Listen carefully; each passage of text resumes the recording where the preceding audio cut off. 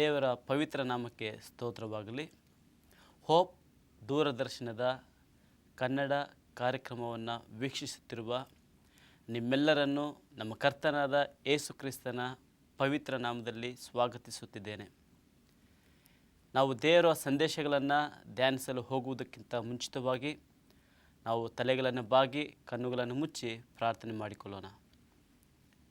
ನಮ್ಮನ್ನು ಬಹಳವಾಗಿ ಪ್ರೀತಿ ಮಾಡುತ್ತಿರುವ ಪರಲೋಕದಲ್ಲಿರುವ ನಮ್ಮ ತಂದೆಯ ಸ್ವಾಮಿ ದೇವರೇ, ಈ ಸ್ವಲ್ಪ ಹೊತ್ತು ನಿಮ್ಮ ವಾಕ್ಯಗಳನ್ನು ನಾವು ಧ್ಯಾನಿಸಲು ಹೋಗುತ್ತಿರುವಾಗೆ ನಿಮ್ಮ ಪವಿತ್ರವಾದಂಥ ಆತ್ಮನ ಅಭಿಷೇಕವನ್ನು ನಮ್ಮೆಲ್ಲರ ಮೇಲೆ ಸುರಿಸು.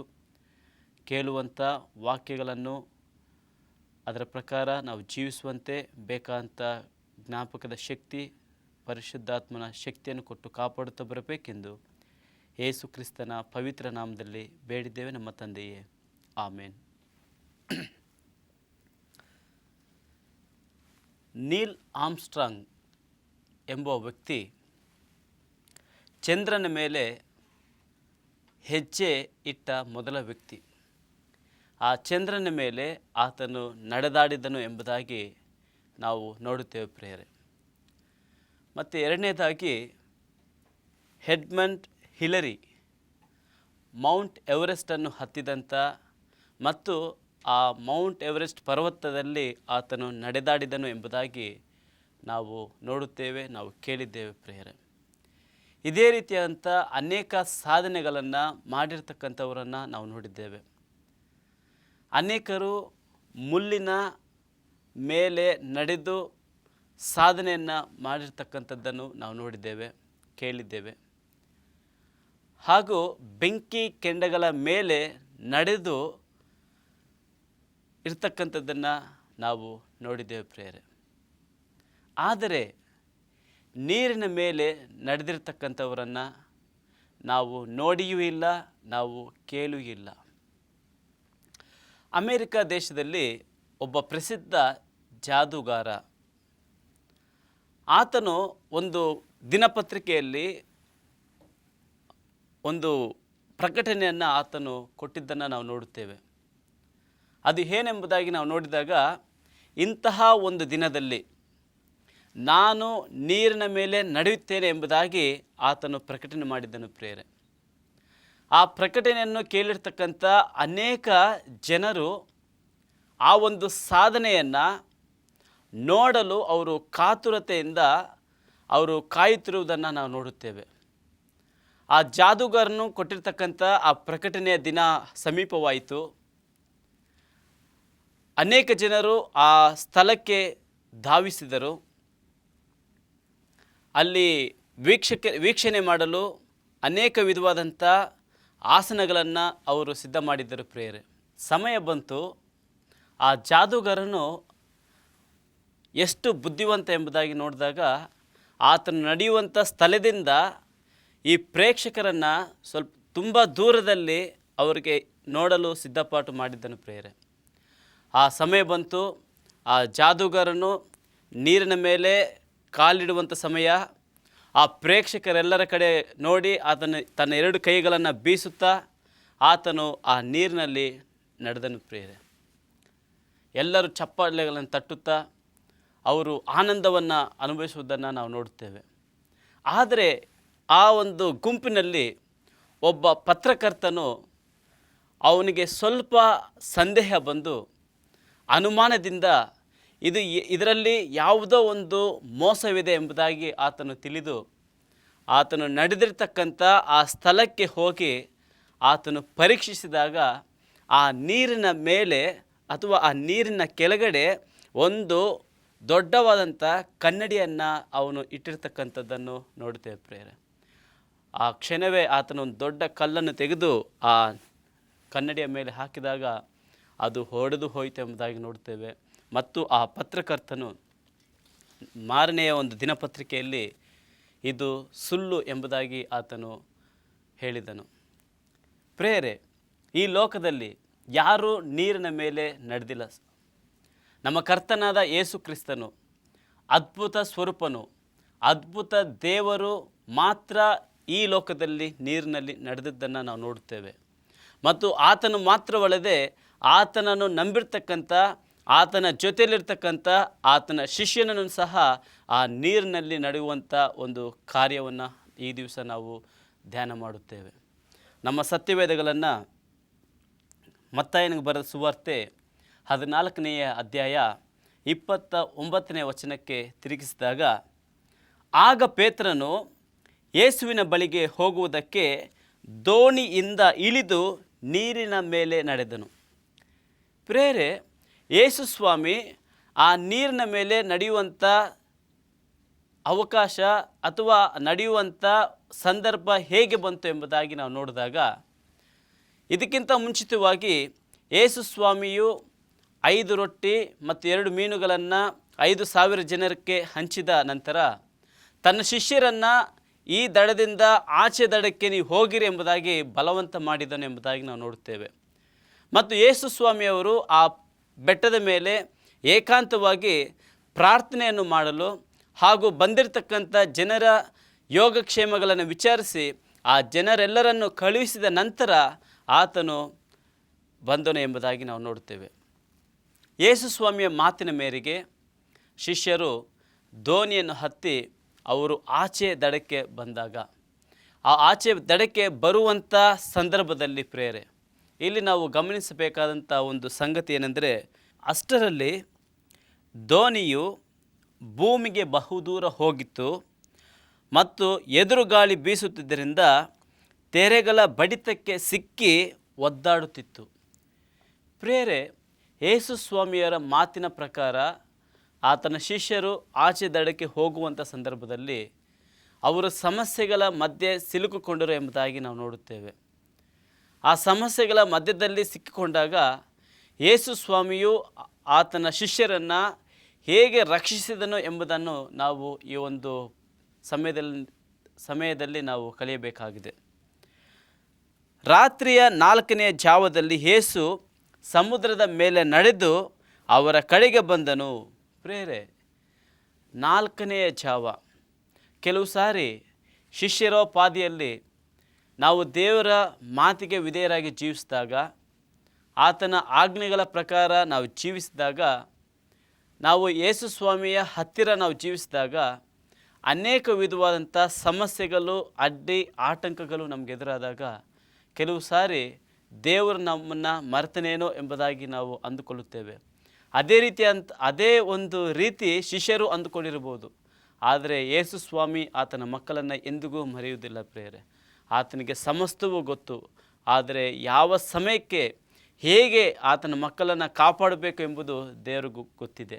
ಆದ ಕಾರಣ ರಾತ್ರಿಯ 4ನೇ ಜಾವದಲ್ಲಿ ಆತನು ಸಮುದ್ರದ ಮೇಲೆ ನಡೆದು ತನ್ನ ಶಿಷ್ಯರನ್ನು ಕಾಪಾಡಲು ಬಂದನು.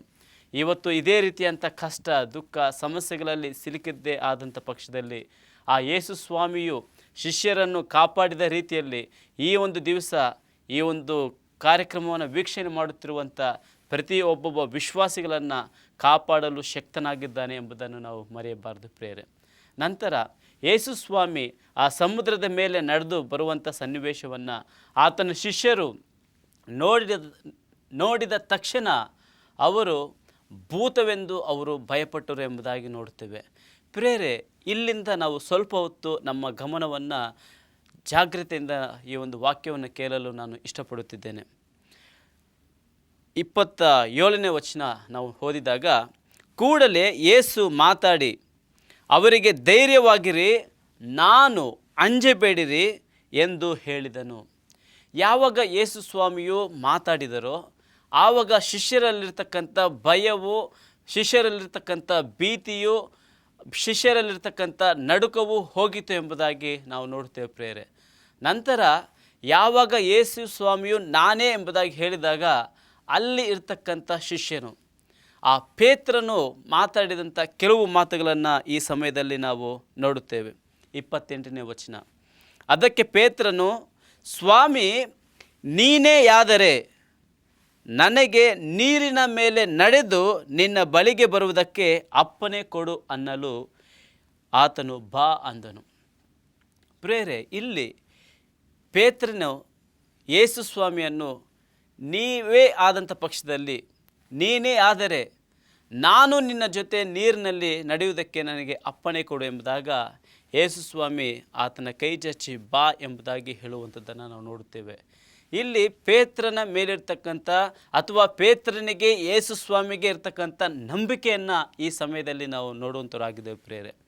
ಯಾವಾಗ ಯೇಸು ಸ್ವಾಮಿಯ ಮೇಲೆ ಪೇತ್ರನಿಗೆ ಸಂಪೂರ್ಣವಂತ ನಂಬಿಕೆ ಇತ್ತು, ಅಚಲವಾದಂಥ ವಿಶ್ವಾಸವಿತ್ತು, ಆ ವಿಶ್ವಾಸದಿಂದ ಆತನು ಕ್ರಿಯೆಯನ್ನು ಮಾಡಿದ್ದನ್ನು ನಾವು ನೋಡುತ್ತೇವೆ.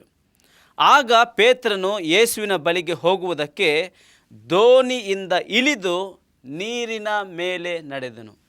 ಪ್ರಿಯರೇ, ಒಂದು ವೇಳೆ ಈ ವಾಕ್ಯ ಕೇಳುವಂಥ ನಮ್ಮೆಲ್ಲರಿಗೂ ಆ ಪೇತ್ರನಿಗಿರ್ತಕ್ಕಂಥ ನಂಬಿಕೆ ವಿಶ್ವಾಸವನ್ನು ನಾವು ನೋಡಿದಾಗ, ಯಾವಾಗ ಯೇಸು ಸ್ವಾಮಿಯ ಕೈ ಹಿಡಿದು ಆತನು ನೀರಿನ ಮೇಲೆ ಕಾಲಿಟ್ಟು ನಡೆಯುವುದನ್ನು ನಾವು ನೋಡುತ್ತೇವೆ. ಆತನು ನೀರಿನಲ್ಲಿ ಕಾಲಿಟ್ಟು ಆತನು ನಡೆಯುವಷ್ಟುವರೆಗೂ ಪೇತ್ರನ ಒಂದು ದೃಷ್ಟಿ, ಪೇತ್ರನ ಒಂದು ನಂಬಿಕೆ ಯೇಸು ಸ್ವಾಮಿಯ ಮೇಲೆ ಇತ್ತು ಪ್ರಿಯರೇ. ಯೇಸು ಸ್ವಾಮಿಯು ನನ್ನ ಸಂಗಡ ಇರುವಷ್ಟುವರೆಗೂ ನಾನು ಈ ಒಂದು ನೀರಿನಲ್ಲಿ ನಡೆಯುತ್ತೇನೆ ಎಂಬ ಆತ್ಮವಿಶ್ವಾಸ ಆತನಲ್ಲಿತ್ತೆಂಬುದಾಗಿ ನಾವು ನೋಡುತ್ತೇವೆ. ಪ್ರಿಯರೇ, ಆತನು ನಡೆಯುತ್ತಾ ಹೋಗುವಂಥ ಸಂದರ್ಭದಲ್ಲಿ ಯೇಸು ಸ್ವಾಮಿ ಜೊತೆ ಆತನ ದೃಷ್ಟಿ ಇದ್ದಾಗ ಆತನು ಯೇಸು ಸ್ವಾಮಿ ಸಂಗಡ ಆ ನೀರಿನ ಮೇಲೆ ನಡೆದನು. ಪ್ರಿಯ, ಇದು ಎಂತಹ ಅದ್ಭುತ! ಈ ಲೋಕದಲ್ಲಿ ಯಾರೂ ಮಾಡದಂಥ ಒಂದು ಅದ್ಭುತ ಕಾರ್ಯವನ್ನು ದೇವರು ಆತನು ನಡೆದದ್ದೇ ಅಲ್ಲದೆ ಆತನ ನಂಬಿರ್ತಕ್ಕಂಥ ಮಕ್ಕಳಿಗೂ ಆ ಒಂದು ಅವಕಾಶವನ್ನು ಕೊಟ್ಟದ್ದನ್ನು ನಾವು ನೋಡುತ್ತೇವೆ. ನಂತರ ಆದರೆ ಗಾಳಿಯನ್ನು ನೋಡಿ ಭಯಪಟ್ಟು ಮುನುಗುತ್ತಾ, ಸ್ವಾಮಿ ನನ್ನನ್ನು ಕಾಪಾಡು ಎಂದು ಕೂಗಿಕೊಂಡನು. ಪ್ರೇರೆ, ಯಾವಾಗ ಸಮಸ್ಯೆಗಳನ್ನು ನೋಡಿದನೋ, ಆ ಬಿರುಗಾಳಿಯ ಸಪ್ಪಳವನ್ನು, ಬಿರುಗಾಳಿಯ ಶಬ್ದವನ್ನು ಮತ್ತು ಸುತ್ತ ಇರತಕ್ಕಂಥ ಕಾರ್ಗತ್ತಲನ್ನು ಮತ್ತು ಸಮುದ್ರದಲ್ಲಿರ್ತಕ್ಕಂಥ ಆ ಅಲೆಗಳ ಶಬ್ದವನ್ನು ನೋಡಿದಾಗ ಆತನ ದೃಷ್ಟಿ ಕ್ರಿಸ್ತನಿಂದ ದೂರ ಹೋಯಿತು ಎಂಬುದಾಗಿ ನಾವು ನೋಡ್ತೇವೆ. ಪ್ರೇರೆ, ಅನೇಕ ಸಾರಿ ನಮ್ಮ ಒಂದು ನಂಬಿಕೆಯೂ ಸಹ ಕೆಲವು ಬಾರಿ ಕ್ರಿಸ್ತನಲ್ಲಿ ನಂಬಿಕೆ ಇಟ್ಟಂಥ ಪಕ್ಷದಲ್ಲಿ ಅನೇಕ ಕಾರ್ಯಗಳನ್ನು ನಾವು ಮಾಡಲು ಸಾಧ್ಯ. ಒಂದು ವೇಳೆ ಕ್ರಿಸ್ತನಿಂದ ನಮ್ಮ ಒಂದು ದೃಷ್ಟಿಯನ್ನು ನಾವು ಪಕ್ಕಕ್ಕೆ ಅಥವಾ ಎಡಕ್ಕಾದರೂ ಬಲಕ್ಕಾದರೂ ನಾವು ತಿರುಗಿಸಿದಂಥ ಪಕ್ಷದಲ್ಲಿ ನಾವು ಅನೇಕ ಸಮಸ್ಯೆಗಳಲ್ಲಿ ಬೀಳುವಂಥವರಾಗಿದ್ದೇವೆ. ಪೇತ್ರನಿಗಿರ್ತಕ್ಕಂಥ ನಂಬಿಕೆಯಿಂದ ಆ ನೀರಿನ ಮೇಲೆ ನಡೆದನು. ಪ್ರಿಯರೇ, ಯಾವಾಗ ಆತನ ದೃಷ್ಟಿ ಕ್ರಿಸ್ತನಿಂದ ದೂರ ಹೋಯಿತು, ಆ ಸಮಸ್ಯೆಗಳ ಸುತ್ತ ಆತನ ಗಮನ ಹೋಯಿತು, ಅಲ್ಲಿ ಆತನು ನೀರಿನಲ್ಲಿ ಮುಳುಗಲು ಪ್ರಾರಂಭಿಸಿದನು. ಪ್ರಿಯರೇ, ಮುಳುಗುವಂಥ ಸಂದರ್ಭದಲ್ಲಿ ಆತನು ಮಾಡಿದಂಥ ಕಾರ್ಯವನ್ನು ನೋಡಿದಾಗ, ಸ್ವಾಮಿ ನನ್ನನ್ನು ಕಾಪಾಡು ಎಂದು ಕೂಗಿಕೊಂಡನು. ಆ ತಕ್ಷಣವೇ ಯೇಸು ಕೈ ಚಾಚಿ ಅವನನ್ನು ಹಿಡಿದು, ಅಲ್ಪ ವಿಶ್ವಾಸಿಯೇ ಯಾಕೆ ಸಂದೇಹ ಪಟ್ಟಿ ಎಂಬುದಾಗಿ ಕ್ರಿಸ್ತನು ಹೇಳಿದ್ದನ್ನು ನಾವು ನೋಡ್ತೇವೆ. ಪ್ರಿಯ ಸಹೋದರ ಸಹೋದರಿಯರೇ, ಈ ಒಂದು ಕಾರ್ಯಕ್ರಮವನ್ನು ವೀಕ್ಷಣೆ ಮಾಡುತ್ತಿರುವ ನಮ್ಮೆಲ್ಲರಿಗೂ ದೇವರೊಂದು ವಾಕ್ಯ ಏನು ಹೇಳುತ್ತದೆ ಎಂಬುದಾಗಿ ನಾವು ನೋಡುವಾಗ, ನಂಬಿಕೆ ಇದ್ದಂಥ ಪಕ್ಷದಲ್ಲಿ ನಾವು ದೇವರು ಮಾಡಿರ್ತಕ್ಕಂಥ ಕಾರ್ಯಗಳನ್ನು, ಈ ಲೋಕದಲ್ಲಿ ಅಸಾಧ್ಯವಾದಂಥ ಕಾರ್ಯಗಳು ಯಾವುದಾದರೂ ಇದ್ದಂಥ ಪಕ್ಷದಲ್ಲಿ ಅವುಗಳನ್ನು ನಾವು ಸಾಧ್ಯ ಮಾಡಲು ಸಾಧ್ಯವಾಗುತ್ತದೆ. ಪ್ರಿಯ, ಕ್ರಿಸ್ತನ ಮೇಲೆ ನಮ್ಮ ದೃಷ್ಟಿ ಇರುವಾಗ ಮನುಷ್ಯರಿಗೆ ಅಸಾಧ್ಯವಾದಂಥ ಕಾರ್ಯಗಳನ್ನು ನಾವು ಮಾಡಬಹುದು. ಕ್ರಿಸ್ತನಿಂದ ದೃಷ್ಟಿಯನ್ನು ನಾವು ತೆಗೆದಾಗ ಆ ಪೇತ್ರನೋಪಾದಿಯಲ್ಲಿ ನಾವು ಸಂಕಟ, ಕಷ್ಟ, ಸಮಸ್ಯೆಗಳಲ್ಲಿ ಮುಳುಗಲು ಸಾಧ್ಯವಾಗಿರುತ್ತದೆ. ಈ ಒಂದು ನಂಬಿಕೆಯ ನಿಮಿತ್ತ, ನಂಬಿಕೆಯ ಬಗ್ಗೆ ಈ ಸಮಯದಲ್ಲಿ ಒಂದು ನಿಜವಾಗಿ ನಡೆದಂಥ ಒಂದು ಘಟನೆಯನ್ನು ನಾನು ಹೇಳಲು ಇಷ್ಟಪಡುತ್ತೇನೆ. ಪ್ರಿಯರೇ, ಒಂದು ಪ್ರದೇಶದಲ್ಲಿ ಒಬ್ಬ ಬೋಧಕರು ಒಂದು ಸುಂದರವಾದಂಥ ಒಂದು ಸಭೆಯನ್ನು ಕಟ್ಟುತ್ತಾರೆ. ಆ ಸಭೆಯನ್ನು ಕಟ್ಟಿದ ನಂತರ ಇನ್ನು 2 ವಾರಗಳಲ್ಲಿ ಈ ಒಂದು ಸಭೆಯು ಪ್ರತಿಷ್ಠಾಪನೆ ಆಗುತ್ತದೆ ಎಂಬುದಾಗಿ ಅವರು ಸಭೆಯಲ್ಲಿ ಪ್ರಕಟಣೆ ಮಾಡಿರ್ತಾರೆ. ಪ್ರಿಯರೇ, ಅದಾದ ನಂತರ ಮಾರನೇ ದಿನದಲ್ಲಿ ಆ ಒಂದು ಸ್ಥಳೀಯ ಇಂಜಿನಿಯರ್ ಆಗಿರ್ತಕ್ಕಂಥ ಒಬ್ಬ ಅಧಿಕಾರಿ ಬಂದು ಆ ಒಂದು ಅನುಮತಿ ಕೊಡಲು ಆ ಒಂದು ಸಭೆಯನ್ನು, ಆ ಕಟ್ಟಡವನ್ನು ಆತನು ಪರೀಕ್ಷಿಸುತ್ತಾನೆ. ಪರೀಕ್ಷೆ ಮಾಡಿ ಈ ಒಂದು ಕಟ್ಟಡವು ಎಲ್ಲ ರೀತಿಯಾಗಿ ಎಲ್ಲ ವಿಧದಲ್ಲೂ ಒಳ್ಳೆ ರೀತಿ ಕಟ್ಟಲ್ಪಟ್ಟಿದೆ. ಆದರೆ ಸಭೆಯ ಮುಂದೆ ಈ ಒಂದು ಸಭೆಗೆ ಬರುವಂಥ ವಿಶ್ವಾಸಿಗಳ ವಾಹನಗಳನ್ನು ನಿಲುಗಡೆ ಮಾಡಲು ಅಥವಾ ನಿಲ್ಲಿಸಲು ಸ್ಥಳವಿಲ್ಲದ ಕಾರಣ ನೀವು ಆ ಒಂದು ವಾಹನಗಳನ್ನು ನಿಲ್ಲಿಸಲು ಸ್ಥಳವನ್ನು ನೀವು ಸಿದ್ಧ ಮಾಡಿಕೊಂಡಾಗ ನಾನು ನಿಮಗೆ ಅನುಮತಿ ಕೊಡುತ್ತೇನೆ, ಇಲ್ಲದೇ ಇದ್ದಂಥ ಪಕ್ಷದಲ್ಲಿ ನಾನು ನಿಮಗೆ ಅನುಮತಿ ಕೊಡುವುದಿಲ್ಲ ಎಂಬುದಾಗಿ ಹೇಳುತ್ತಾನೆ ಪ್ರಿಯರೇ. ಆದರೆ ಈ ಒಂದು ಸಭೆಯಲ್ಲಿ ಒಂದು ಸಮಸ್ಯೆ. ಆ ಸಮಸ್ಯೆ ಏನೆಂಬುದಾಗಿ ನೋಡಿದಾಗ ಸಭೆಯ ಮುಂದೆ ಒಂದು 4 ಅಡಿ ಮಾತ್ರ ಜಾಗ ಇದೆ ಮತ್ತು ಸಭೆಯ ಹಿಂದೆ ಬಂದು ನೋಡಿದಾಗ ಅಲ್ಲಿ ಒಂದು ದೊಡ್ಡ ಬೆಟ್ಟವು ಇದೆ ಪ್ರಿಯರೇ. ಆ ಬೆಟ್ಟವನ್ನು ಜರುಗಿಸಲು, ಆ ಬೆಟ್ಟವನ್ನು ತೆಗೆದುಹಾಕಲು ಯಾರಿಂದಲೂ ಸಾಧ್ಯವಿಲ್ಲ. ಆದರೆ ಒಂದೇ ಆ ಸಮಸ್ಯೆಗೆ ಪರಿಷ್ಕಾರ, ಆ ಬೆಟ್ಟವನ್ನು ಅಲ್ಲಿಂದ ತೆಗೆಯಬೇಕು. ಆದ ಕಾರಣ ಬೋಧಕರು ಎಲ್ಲ ಸಭಿಕರನ್ನು ಕಳಿಸಿ ಪ್ರಕಟಣೆ ಮಾಡಿದರು. ದೇವರೊಂದು ವಾಕ್ಯ ಹೇಳುತ್ತದೆ, ನಿಮ್ಮಲ್ಲಿ ಸಾಸಿವೆ ಕಾಳಿನಷ್ಟು ನಂಬಿಕೆ ಇದ್ದಂಥ ಪಕ್ಷದಲ್ಲಿ ಈ ಬೆಟ್ಟವನ್ನು ಇಲ್ಲಿಂದ ತೊಲಗಿ ಹೋಗು ಎಂಬುದಾಗಿ ಹೇಳಿದಾಗ ಅದು ಹೋಗುತ್ತದೆ ಎಂಬುದಾಗಿ. ಆದ ಕಾರಣ ಎಷ್ಟು ಜನರಿಗೆ ಈ ಒಂದು ಬೆಟ್ಟವನ್ನು ದೇವರು ಇಲ್ಲಿಂದ ತೆಗೆದು ಹಾಕುತ್ತಾನೆ ಎಂಬ ವಿಶ್ವಾಸ ಎಷ್ಟು ಜನರಿಗಿದೆ ಎಂಬುದಾಗಿ ಪ್ರಶ್ನೆ ಹಾಕಿದಾಗ ಆ ಒಂದು ಸಭೆಯಲ್ಲಿ ಸುಮಾರು 300 ಮಂದಿ ಸಭಿಕರಿದ್ದರು ಪ್ರಿಯರೇ. ಆ 300 ಮಂದಿ ಸಭಿಕರಲ್ಲಿ 20 ಮಂದಿ ನಮಗೆ ವಿಶ್ವಾಸವಿದೆ ಎಂಬುದಾಗಿ ಆ ಬೋಧಕರ ಸಂಗಡ ಅವರು ಪ್ರಾರ್ಥನೆ ಮಾಡಲು ಪ್ರಾರಂಭಿಸಿದರು. ಆ 20 ಮಂದಿ ಮತ್ತು ಬೋಧಕರು ಉಪವಾಸದಿಂದ, ಕಣ್ಣೀರಿನಿಂದ, ದೇವರೇ, ಈ ನಿನ್ನ ಸಭೆಯು ಉದ್ಘಾಟನೆ ಮಾಡಲು, ಈ ಸಭೆಯನ್ನು ಪ್ರತಿಷ್ಠೆ ಮಾಡಲು ಹೇಗಾದರೂ ನಮಗೆ ಸಹಾಯ ಮಾಡು, ಈ ಸಮಸ್ಯೆ ಆಗಿರ್ತಕ್ಕಂಥ ಈ ಒಂದು ಬೆಟ್ಟವನ್ನು ಇಲ್ಲಿಂದ ತೆಗೆದುಹಾಕು ಎಂಬುದಾಗಿ ಅವರು ಕಣ್ಣೀರಿನಿಂದ ಪ್ರಾರ್ಥನೆ ಮಾಡಿದರು ಪ್ರಿಯರೇ. ದೇವರ ನಾಮಕ್ಕೆ ಸ್ತೋತ್ರವಾಗಲಿ. ಮಾರನೆಯ ದಿನದಲ್ಲಿ ಒಬ್ಬ ವ್ಯಕ್ತಿ ಬೋಧಕರ ಮನೆಗೆ ಬಂದು, ಬೋಧಕರೇ, ಈ ಸ್ಥಳೀಯ ಸಭೆಯ ಬೋಧಕರು ನೀವೆಂಬುದಾಗಿ ನಮಗೆ ತಿಳಿದು ಬಂದಿದೆ. ನಾವು ಈ ಒಂದು ಪಕ್ಕದಲ್ಲಿ ದೊಡ್ಡ ಒಂದು ಕಾಂಪ್ಲೆಕ್ಸನ್ನು ನಾವು ಕಟ್ಟಲು ಬಂದಿದ್ದೇವೆ. ಅದಕ್ಕೆ ಹೆಚ್ಚಾದಂಥ ಹಣವನ್ನು ನಾವು ಆ ಪ್ರಾಜೆಕ್ಟ್ಗೆ ನಾವು ಕೊಟ್ಟಿದ್ದೇವೆ. ಆದರೆ ನಮಗೆ ಒಂದು ಸಮಸ್ಯೆ ಇದೆ. ನಾವು ಅಸ್ಥಿವಾರವನ್ನು ತೆಗೆದಿದ್ದೇವೆ ಮತ್ತು ಆ ಅಸ್ಥಿವಾರಕ್ಕೆ ಆ ಒಂದು ಹಳ್ಳಗಳನ್ನು ತುಂಬಲು ನಮಗೆ ಮಣ್ಣು ಬೇಕಾಗಿದೆ. ಮಾತ್ರವಲ್ಲದೆ ನಮಗೆ ಅಸ್ಥಿವಾರಕ್ಕೆ ಬೇಕಾದಂಥ ಕಲ್ಲುಗಳು ನಮಗೆ ಬೇಕಾಗಿದೆ. ನೀವು ನಮಗೆ ಅನುಮತಿ ಕೊಟ್ಟಂಥ ಪಕ್ಷದಲ್ಲಿ ನಿಮ್ಮ ಸಭೆಯ ಹಿಂದೆ ಇರತಕ್ಕಂಥ ಆ ಬೆಟ್ಟವನ್ನು ನಾವು ತೆಗೆದುಕೊಂಡು ಅದರಿಂದ ನಾವು ಕಲ್ಲುಗಳನ್ನು ಮತ್ತು ಮಣ್ಣನ್ನು ನಾವು ಉಪಯೋಗಿಸ್ಕೊಂಡು ನಾವು ಒಂದು ಕಟ್ಟಡವನ್ನು ಕಟ್ಟಲು ನಮಗೆ ಸಾಧ್ಯವಾಗುತ್ತದೆ. ಮಾತ್ರವಲ್ಲದೆ ಮಾರ್ಕೆಟಿನ ಬೆಲೆಯಲ್ಲಿ ನಿಮಗೆ ಎಷ್ಟು ಹಣ ಬೇಕೋ ಅಷ್ಟು ಹಣವನ್ನು ನಾವು ನಿಮಗೆ ಹಿಂದಿರುಗಿಸ್ತೇವೆ, ನಿಮಗೆ ಕೊಡುತ್ತೇವೆ. ಮತ್ತು ಆ ಒಂದು ಸ್ಥಳವನ್ನು, ಬೆಟ್ಟವನ್ನು ನಾವು ತೆಗೆದು ಅಲ್ಲಿ ನಿಮಗೆ ಬೇಕಾದಂಥ ಸಿಮೆಂಟಿನಲ್ಲಿ ಎಲ್ಲ ರೀತಿಯಾದಂಥ ಒಳ್ಳೆಯ ರೀತಿಯಾಗಿ ನಿಮಗೆ ಮಾಡಿ ನಿಮಗೆ ಕೊಡುತ್ತೇವೆ ಎಂಬುದಾಗಿ ಅವರು ಕೇಳಿದರು ಪ್ರಿಯರೇ. ಪ್ರಿಯ ವೀಕ್ಷಕರೇ, ದೇವರಿಗೆ ಅಸಾಧ್ಯವಾದದ್ದು ಯಾವುದೂ ಇಲ್ಲ. ಕೆಲವು ಬಾರಿ ನಾವು ಇದು ಸಾಧ್ಯವಿಲ್ಲ ಎಂಬುದಾಗಿ ನಾವು ನೆನೆಸ್ಕೊಳ್ಳಬಹುದು, ಇದು ಆಗುವುದೇ ಇಲ್ಲ ಎಂಬುದಾಗಿ ನಾವು ನೆನೆಸ್ಕೊಳ್ಳಬಹುದು. ಆ ಪೇತ್ರನು ಹೇಗೆ ಯೇಸು ಸ್ವಾಮಿ ನೀರಿನ ಮೇಲೆ ನಡೆದಾಗ ನಾನು ಆ ನೀರಿನ ಮೇಲೆ ನಡಿಬೇಕೆಂಬುದಾಗಿ ವಿಶ್ವಾಸದಿಂದ, ನಂಬಿಕೆಯಿಂದ ಆತನು ನಡೆದನು ಪ್ರಿಯರೇ.